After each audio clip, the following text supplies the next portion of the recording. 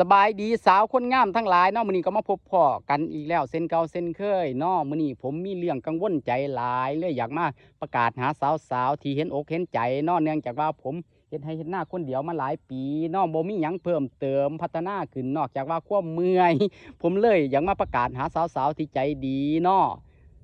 แล้วบางมื้อผมท้อหลายผมกะนั่งตากหำลิน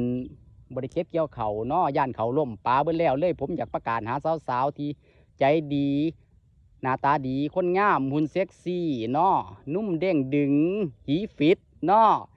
แล้วก็อันไขมันต่ำแต่ว่าโปรตีนสูงเด้เออประกาศหาเนาะมาช่วยเก็บกู้เกี่ยวเขาช่วยเนี่ยเนาะถ้าว่าผู้ใดมาช่วย ถึงว่าสิบ่มีเงินให้แต่ว่าบ่มีเงินมีคำให้แต่ว่าบ่ให้เฮ็ดฟรีดอกเนาะก็สิมีแนวตอบแทนอยู่ดอกเนาะมาสีเอาพุละดอก2 ดอกแล้วก็สิแถมควายให้ ขอบใจหลายๆเด้อ